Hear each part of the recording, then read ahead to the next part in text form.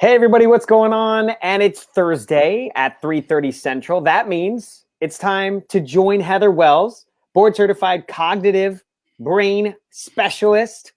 Is that right, Heather? I said brain specialist, but I don't know if that's correct. Well, cognitive specialist. Cognitive specialist, but that's neurology. So it's all kind of wrapped up into the same thing. The bottom line, that thing in your head, that's the thing that she is really good at, especially with some of our kiddos. And, you know, I am a brain balance parent myself. I have 3 kids. I have a brain balance kiddo that went through the program for 9 months, and it was a huge help to not only me, but our family and him, of course.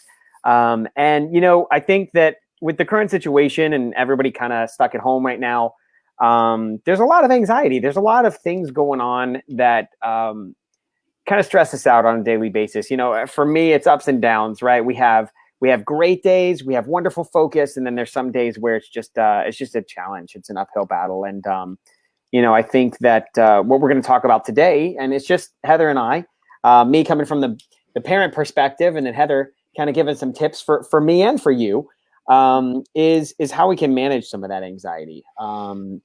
Is that kind of how you feel like what we're going to be talking about today, Heather? Yes, you nailed it. Yeah. This is Take Care of Parents Day for there sure. There we go. Hey, it's going to be a national holiday celebrated every year after all this is over. Holy cow. Okay, so you know we've got a couple things that we wanted to mention. As always, we have resources and ideas to give you to go check out. One of the first was grief.com, right? And why do we mention grief.com, Heather? Grief.com was founded by David Kessler. He is considered the world's foremost expert on grief. And why are we talking about grief? Actually, anticipatory anxiety is a form of grief. And I don't know that people think of it that way, but it's really important. When sometimes we only think of grief in terms of losing a loved one, or maybe a breakup of a relationship. But, you know, we have parents facing anticipatory grief about, is my child going to be more behind when school resumes? There may have been layoffs or salary reductions, and there might be some economic stress. What's going to happen next month when it's time to pay my bills? Yeah. And, you know, I actually see this also in parents, aside from the current situation where you have this picture in your head of what it's going to be like to get married and have kids. And you're picturing these wonderful family vacations and going out to museums and parks and all of that. And then something goes awry and you have kids facing emotional dysregulation, attention challenges, they're getting in trouble at school, or, you know, learning differences. You're like, man, I don't feel like a very good parent. This is not what I thought it was going to be like. I'm not a good spouse because all of my energy is being expended on taking care of this child, and now their siblings think I love this child more, that kind of thing. Yeah. It's interesting. And the whole idea of anticipatory anxiety, is that literally like me psyching myself out knowing that a stressful situation is going to be coming? Yes, it is. And research shows us that we usually I always say this word wrong, but catastrophize. I always want to say catastrophize. Catastrophize? Thank you. I can never say that word, and I keep trying. Let's make up a new word. Yeah, I'm going to coin that term, my version of it. But yes, thinking that, picturing the worst case scenario. And, you know, maybe part of that is because I want to prepare for it, but maybe some of it is just the uncertainty. This is not what I thought. This is not what I expected. And so then you just start creating these mental images that are usually kind of the worst case scenario. Right. And that's really what anticipatory grief is. And it may not even happen. In fact, there's a difference between worry and concern. Most of what we worry about doesn't come to pass. And that's a good thing to keep in mind. But having said that, you want to honor those feelings. Yeah. That's really important. You know, we live in this self-help age, and there's a whole lot of good that comes with that. But the downside of it is I hear people all the time saying, I feel anxious, or fill in the blank with whatever that feeling is. I shouldn't feel that way because, and then fill in that blank. Huh. If we could stop that that thought process as I feel and honor that. You've heard me talk so many times about allowing children to be authentic and honoring and empathizing with their feelings. Why don't we do that for ourselves also? Yeah. And a lot of times people think that if they acknowledge their anxiety, it's going to be this, David Kessler calls it a gang of emotions that just takes over and then they can't get out of it. Right. And just like if I break my leg or sprain my ankle, there's going to be physical pain. I'm tough. And that was one of the things my brother was always so proud of is you never cry when you get hurt. And they thought that was so cool. But I still hurt. Same thing with our emotions. Notice it's motion. When you acknowledge it, it proceeds through you in an orderly way. And then you move on to the next emotion. It's like if I say, don't think about elephants, what pops in your head? An elephant. Right. So acknowledge it, feel it, experience it, and it will wash through. Anxiety or grief occurs on an arc. What goes up must come down. So it's really important to not tell yourself what you shouldn't feel. You're feeling it, and your body and your brain are giving you that feeling for a reason. Maybe it's to work through something. And so identifying it, right? How do you recognize the difference between anxiety and anticipatory grief? Like how do you recognize those two? Well, not all anxiety is anticipatory, and there are many different types of grief also. So if I'm grieving a loss of something that's actually happened, I'm not anticipating it. I'm going through the Elizabeth Kubler-Ross 5 stages of grief that has been around forever. They don't occur linearly, but denial and anger and bargaining and sadness and then acceptance. We're going to talk about a 6th stage of grief that's been added later. So not all anxiety is grief, not all grief is anxiety, but when it's anticipatory, that is a form of grief. Okay.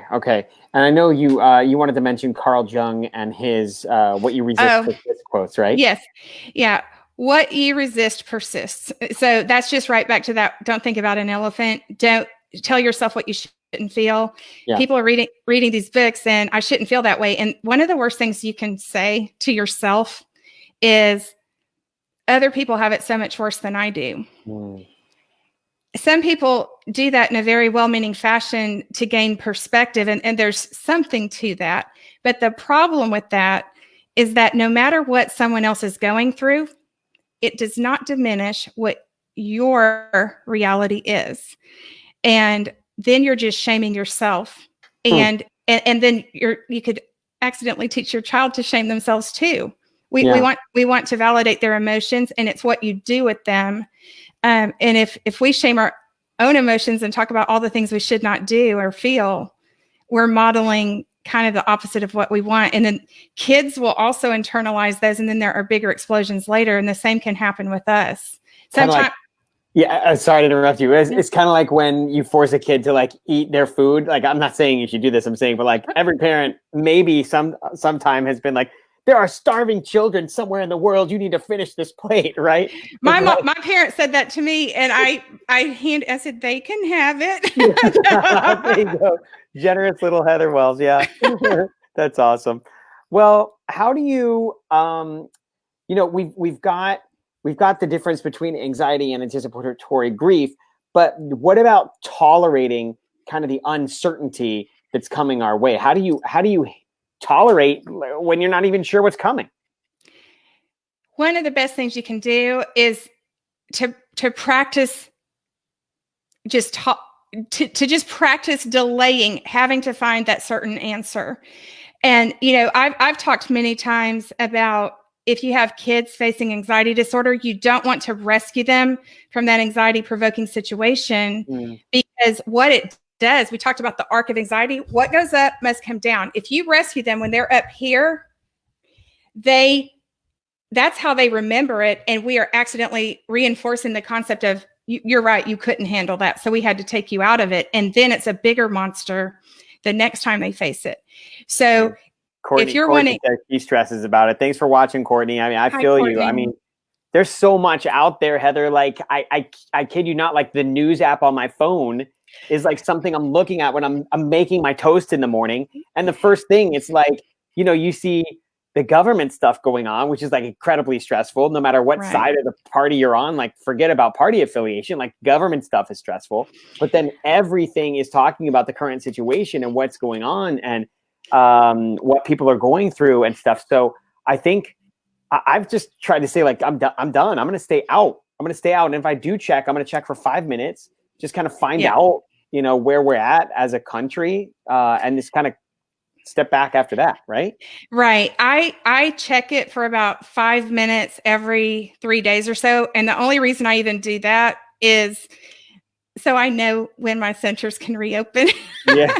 Mostly. And I mean, I care about what's going on in the world, but it doesn't do any good for me to look at that all day, every day. I'm not even inclined to do that. I have to be honest. Right. That's not even hard for me. But experts recommend at the most people should watch media and news no more than 30 minutes a day. And I know that's unpopular, but all you're doing is you're feeding a hungry monster. So if you feel the urge to do that, it's really good. Oh, yay. Nice, thanks, nice. Boone. That's awesome. Great.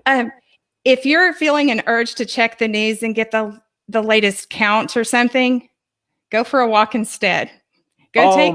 Walks are transformational. I'm telling you, like, I have discovered some of the most amazing things walking through my little neighborhood, and that time to be alone. Like, we talk about meditation, we talk about exercise, like everybody's talking about that. I get it. But some of the most simple things, like while you're walking, you're breathing, you're thinking, your brain will wander. And, I don't want to say don't bring your phone with you, right? But you have it in your pocket, but you don't need to be walking and looking at your phone. Right. This is for you. Go for a walk in the neighborhood and clear your mind. But yeah. One of the guys that's in my doctoral cohort, he is a high up in the military, he works at the Pentagon, and he's a marathon runner.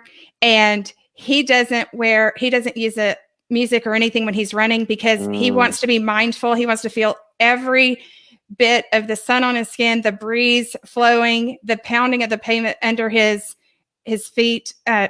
He's a dad. He's in a doctoral program. He works at the Pentagon, and that is his time to just be mindful and present. And so, it goes deeper than let's talk about exercise. That's important, but everybody knows that. Yeah, it's true. We just don't want to do it sometimes, and that's okay too. We just go by your own schedule. But when I was in the Texas Hill Country a few months ago, I went hiking, and then I just went to this area where they had hammocks, and I just walked around, and I closed my eyes, and I was like, how many different things can I hear? That mindfulness is really taking in your sensory experiences, and it brings you to this present moment. Instead of dwelling on the past or worrying about the future. I wasn't even worrying. I'm so huge on a sensory experience. Yeah. And I'm a really chill person anyway, but I have to say you probably needed, like, I was zoned out. I was good to go for anything at that point. Well, you got to stay focused on what you can control, right? I mean, we talked about that. That's huge. If I have no control over something, I'm not going to let it take up space in my head. I'm going to be proactive. What are the things I can do? I mean, as a small business owner, I have to just look at what can I do right now. There are a lot of things that I can't take control of. I submit an application. I'm not stressing about it. I wait to see the news I get back. But that just applies on anything. Relationships, I'm doing my part. If you make a mistake, of course we're going to own our part of it, but we don't want to lose sleep over the stuff that is out of our control. When you focus on what you can proactively and intentionally do, there's less room in your brain to take up those other thoughts. And even sitting there and doing nothing. You heard me say the other day that in an experiment, when participants were told to just relax and think about nothing, they were daydreaming happy thoughts about the future in this relaxed state. Nice. And even if that's boring, I'm just going to sit in quiet and stillness. Sometimes when your mind is bored, that's when it's the most creative. And that is a positive emotion. Positivity is more than the lack of negativity. It is connected with a meaningful life. There's even an experiment where some people were exposed to the most boring, what was it? Oh, they were sitting in a room, and you can stop at any time. Click this buzzer. You're going to get a really significant shock if you do. But if you wait this long, then you won't have to suffer that shock. So many people hit that buzzer because we are so overexposed to news and that kind of thing now. But the ones who stuck it out, the ones who were most bored, came up with the most creative things to do with a plastic cup. I mean, it isn't that funny? So be bored. It's okay to be bored. Be bored. Yes. Don't get the shock. Don't shock yourself, please. Correct. Yeah. All right. What about the fact that this is temporary, right? I mean, this is not something that's going to be here forever. Right. And one of the things about anticipatory grief is that it's something intangible that you can't see, but you're imagining. And when it's something sort of abstract like that, the temporal nature of it is also an abstract concept. But the way you can make that more concrete and something you can grasp hold of is to think about things in the past that you worried about that did not come to pass. You know, I mean, research shows us over and over that we overestimate the catastrophe of what a situation is going to be. That does not mean we're diminishing the seriousness of anything, but we don't want to overestimate it, make a mountain out of it, a higher mountain than it is. But how many things have you worried about in the past that did not turn out that way? Or if you think, what I've done before, I don't have to do this very often because I'm not a worrier, but sometimes this may not be great for someone who actually has an anxiety disorder. But if you don't, but there are moments where you're feeling anxious, you can kind of think, what is the worst thing that could possibly happen? And then I look at that, and because I have flexible thinking and perspective, I'm like, I can overcome that. Yeah. It's okay. Now, if you have anxiety disorder, I don't think that's probably the best. Just think about all of the things that you have worried yourself silly about that did not happen. And that can really ground you in the present. Excellent. Excellent. You know, when we talk about kind of just giving yourself a break, you know, the whole mantra of like, I am enough, you know, my little 11-year-old daughter is saying I am enough, and it's so awesome. I love her so much. But how do you continue to honor, you know, your identity as yourself? This is huge. And I can speak as a parent, you know, when I had kids at home really struggling, it is so easy to lose who you are aside from the roles you fill. And when you honor who you are going to be able to return to your spouse, your children, your job, whatever it is, a much fuller and more productive version of yourself. And so what are hobbies that you've let go? You know, what are causes that you want to contribute to? And you're like, I just don't have time. It's very important. We talk about sense of self with kids all the time, growth mindset, and growing the social emotional intelligence where they really are in tune with who they are, and we get them intrinsically motivated to do things. Right. If we don't do that for ourselves, we might feel like a bad parent. Like, I don't even want to do this for my kid. What kind of person am I? Number one, maybe you're tired. Yeah. Number two, maybe it's not connecting with the core of who you are aside from your role. And so, and if you're going to any of those sites that I've shared before and getting your kids reading social emotional books, how about reading some for yourself? If they see you journaling, they're more likely to journal. Kids need creative free time. It doesn't need to be all structured. It's got to be, we need some structure, but not so much where it's confining. We got to find that balance. Let your kids play without any directions. Pretend play teaches kids to learn. And while they're doing that, I read one thing from a friend where the mom would go take a bath, and her kids knew that when the music is playing, that means it's mommy time. Nice. And when the music turned off, that meant she was available again.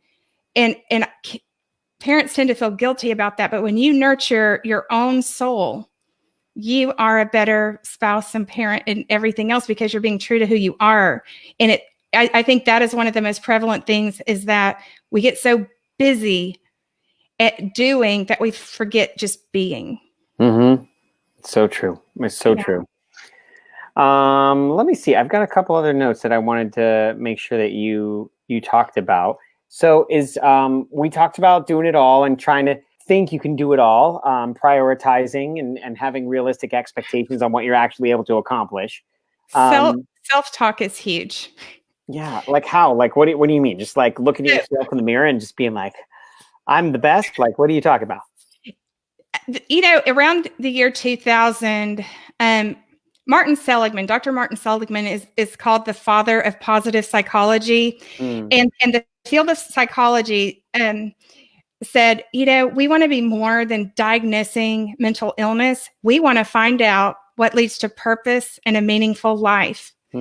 And Wadley, Seligman, so many different ones have looked at the way we talk to ourselves. One is personalizing it, like internalizing it versus externalizing it. Sometimes I sit down with parents who are blaming themselves for the challenges their kids are having. Why did this happen? What did I do wrong? Is it my fault?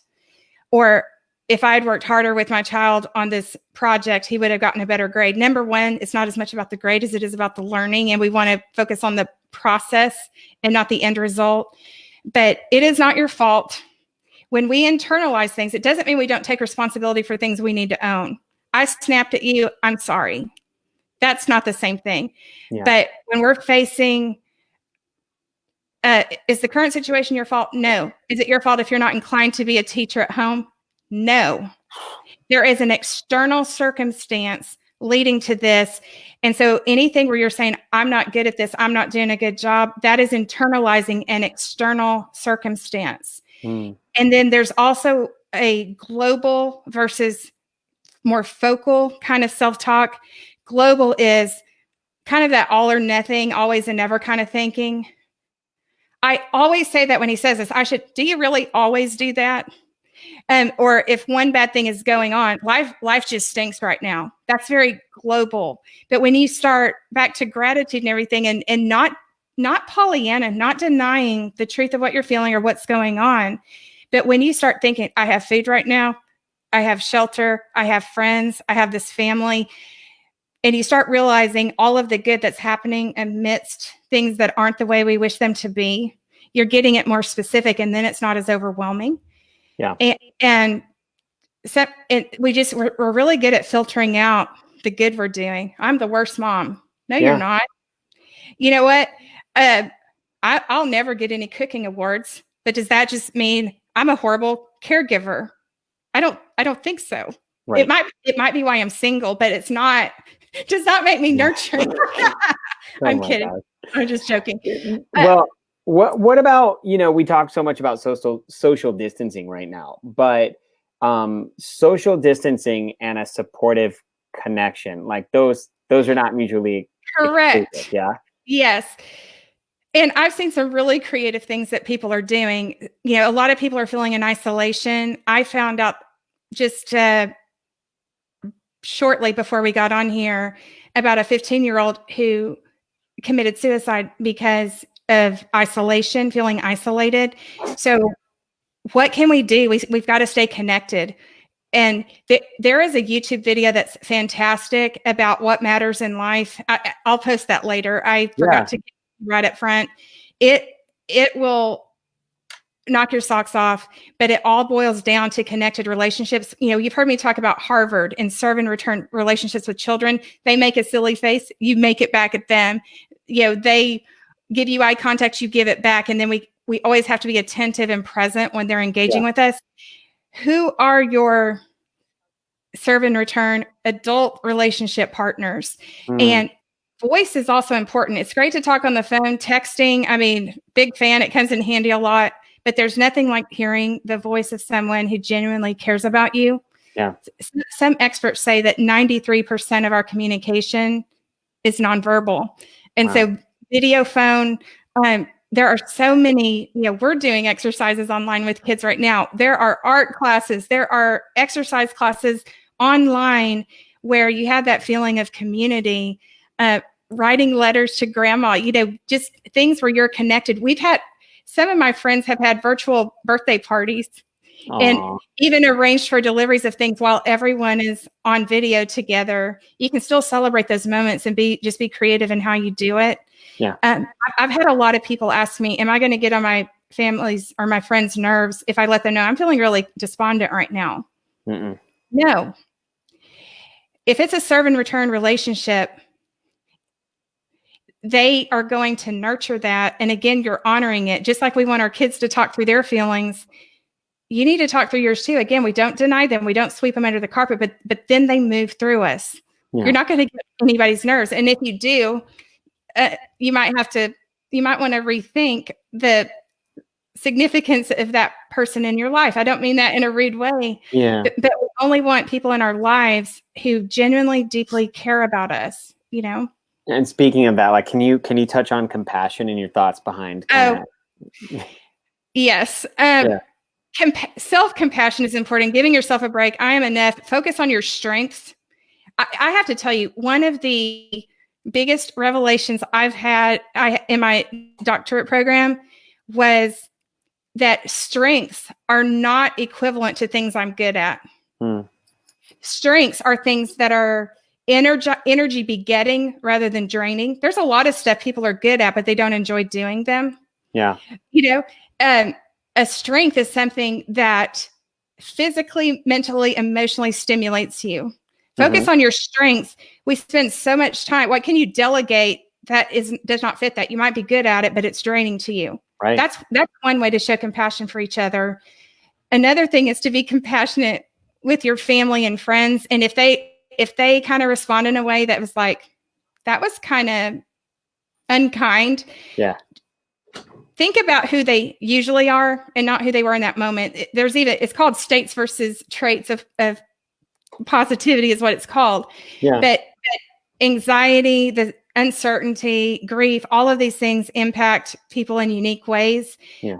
And when we can separate an action from the person, just like we want to do all the time, and give a context to it, environment plays into our behaviors and our emotions. You know, circumstances do.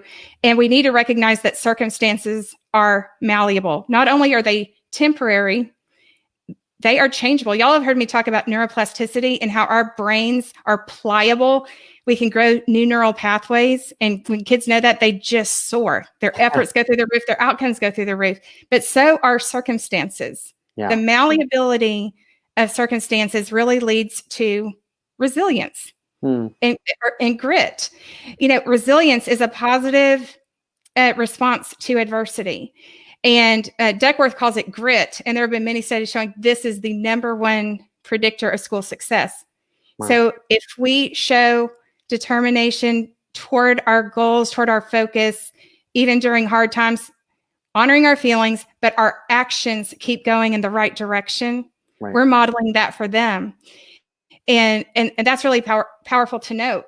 So if you're reading books on resilience, having your kids do that, find an adult version of that. They're out there. You type in resilience or grit in Amazon, you know, and get an ebook or a paperback and read about. You said like Yeager and Dweck. Are those authors, Yeager and Dweck? They are leading researchers. Dweck and Yeager have studied growth mindset and knowing that just because I can't do something in this moment, it just means I can't do it yet. And when kids are taught the power of yet, it doesn't mean it's permanent. I'm not good at math yet. Instead of I'm dumb, which is a more global explanatory style, you know, self-talk.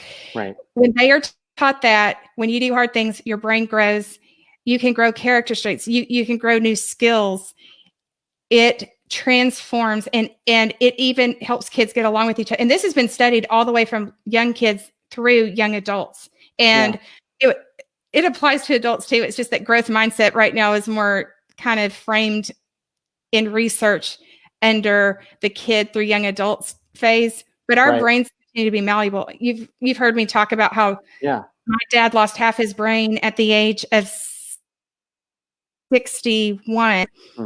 And I saw new neural pathways grow in the left hemisphere to help make up for what he couldn't do. So if he can do it at 61 with half a brain, I think we can do that too.